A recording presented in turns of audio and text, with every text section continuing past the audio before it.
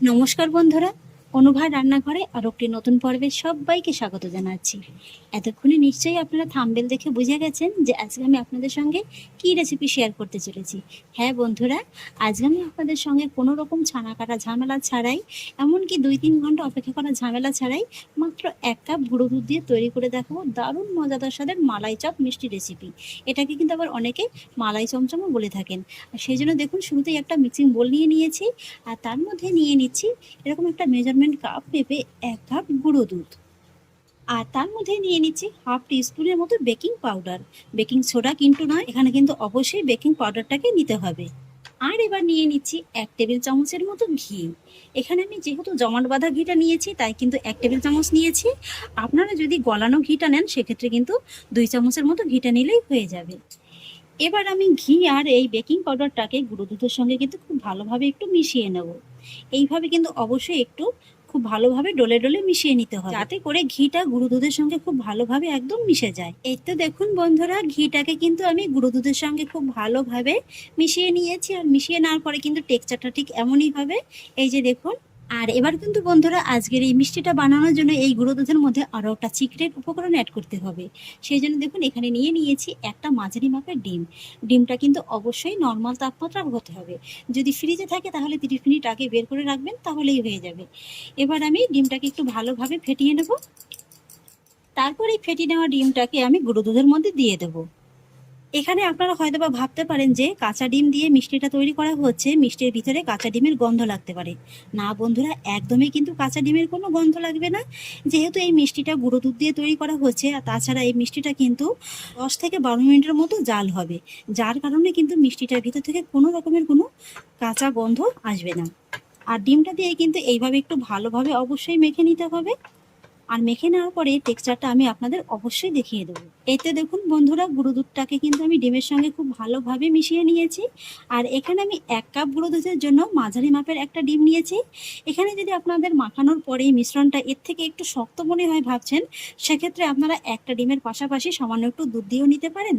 আবার আরও একটা ডিম একটু ভেঙে তার থেকে যতটা লাগে ততটুকু দিয়ে কিন্তু মিশ্রণটাকে এইভাবে রেডি করে নিতে পারেন। আর এই মিশ্রণটা দেখুন ঠিক কিন্তু এমনই একটু নরম চিটচিটে ধরনের হতে হবে, এর থেকে যেন খুব বেশি শক্ত না হয়ে যায়। আর এখন যে নরমটা দেখছেন, এটা কিন্তু পরে ঠিক একদম ঠিক হয়ে যাবে। আর এই মিশ্রণটাকে এইভাবে একটু ভালোভাবে সেট হওয়ার জন্য কিন্তু 5 মিনিটের জন্য রেস্টে রেখে দিতে হবে। আর এবার চলুন এই 5 মিনিটের ফাঁকে আজকের মিষ্টিটা বানানোর জন্য একটা দুধের মালাই রেডি করে নেব। আর সেই জন্য গ্যাস ওভেনে একটি কড়াই বসিয়ে দিয়েছি।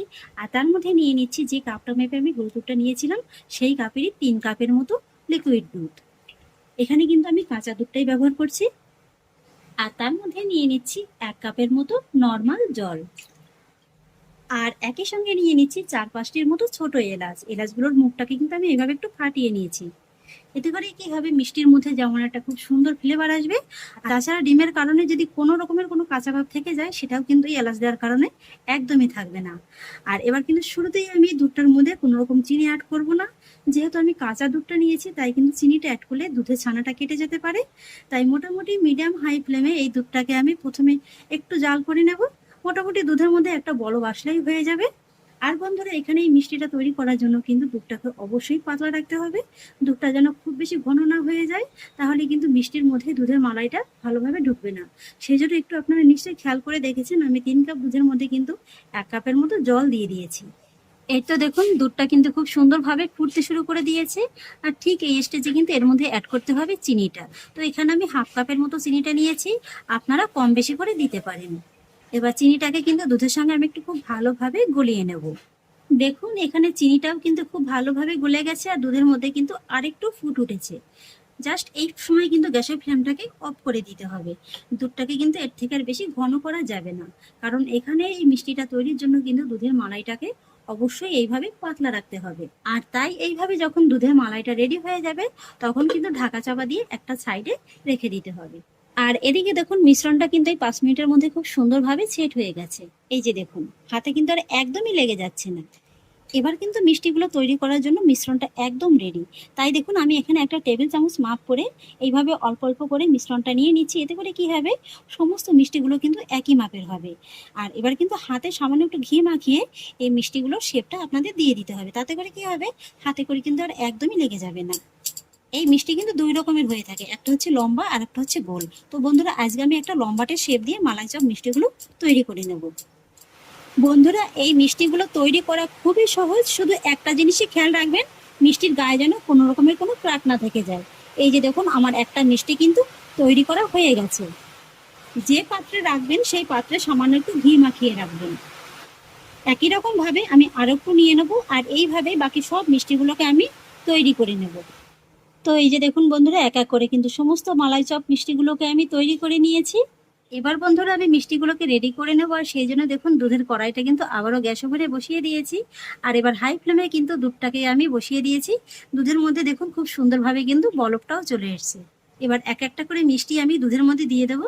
আর এই মিষ্টিগুলো ছাড়ার সময়ও কিন্তু আঁচটাকে হাইতেই রাখতে হবে। আর এখানে কিন্তু বন্ধুরা মিষ্টিগুলো দুধের মধ্যে ছাড়ার সঙ্গে সঙ্গে ঢাকা চাপা দেওয়া যাবে না। যখনই দেখবেন যে পুরো মিষ্টিটা এইভাবে দুধের উপরে ভেসে উঠেছে, তখনই কিন্তু হাই ফ্লেমেই এইভাবে ঢাকা চাপা দিয়ে প্রথমে 5 মিনিটের মতো একটু মিষ্টিগুলোকে কুক করে নিতে হবে। তবে 5 মিনিটের মাঝে মাঝে কিন্তু এইভাবে ঢাকাটাকে তুলে একটু করে নিতে হবে, তা নাহলে কিন্তু আবার এই যে দুধটা উপচে বাইরে পড়ে যেতে পারে। আবার এইভাবে একটু কিছুক্ষণ রেখে আবারও কিন্তু এইভাবে জাল করে নিতে হবে।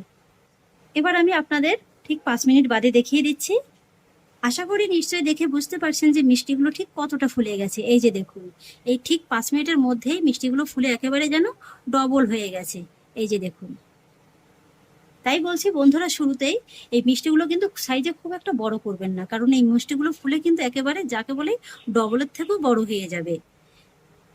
এইভাবে হালকা করে একটু নেড়ে চেড়ে দেওয়ার পরে আবারও কিন্তু গ্যাসের ফ্লেমটাকে হাইতে রেখে একই রকম ভাবে আবারও ঢাকা চাপা দিয়ে মিষ্টিগুলোকে 5 মিনিটের মতো কুক করে নিতে হবে। এখন আমি আবারও 5 মিনিট বাদে ঢাকাটাকে তুলে নিচ্ছি।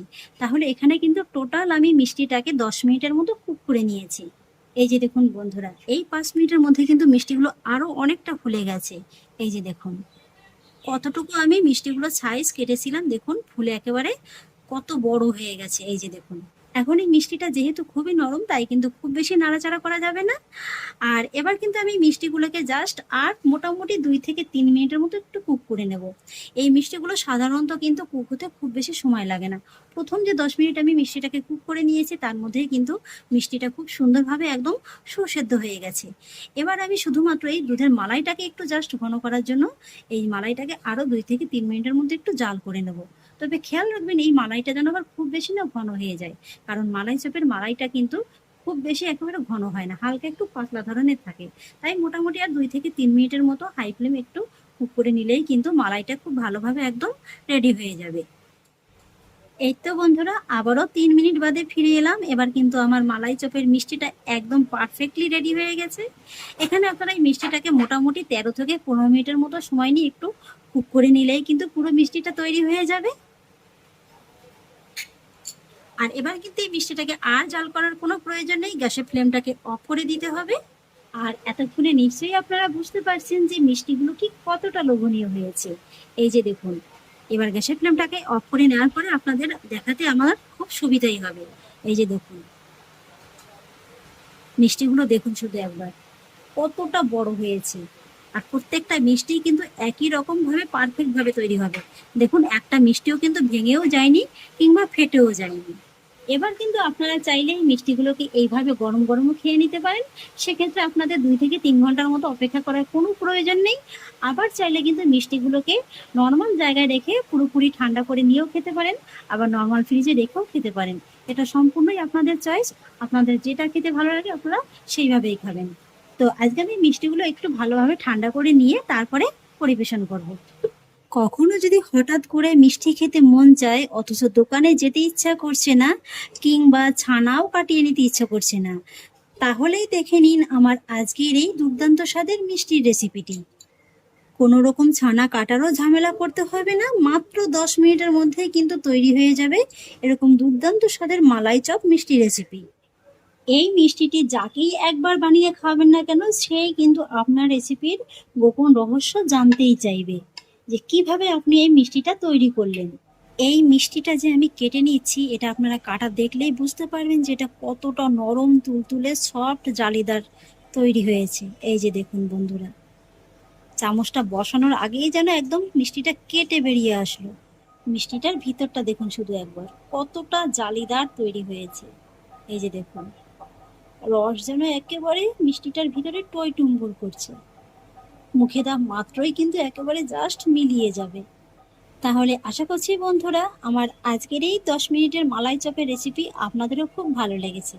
যদি ভালো লেগে থাকে তাহলে আমাকে অবশ্যই একটা লাইক এবং কমেন্ট করবেন, সেই সঙ্গে বন্ধুদের সঙ্গে শেয়ার করবেন। আর প্লিজ বন্ধুরা, যদি আমার পরিবারের নতুন সদস্য হয়ে থাকেন তাহলে একটা সাবস্ক্রাইব করে পাশে থাকা বেল আইকনটি প্রেস করে দেবেন। ফিরে আসছি এরকমই পরের অন্য কোনো নতুন রেসিপি নিয়ে। সবাই ভালো থাকুন, সুস্থ থাকুন, ধন্যবাদ।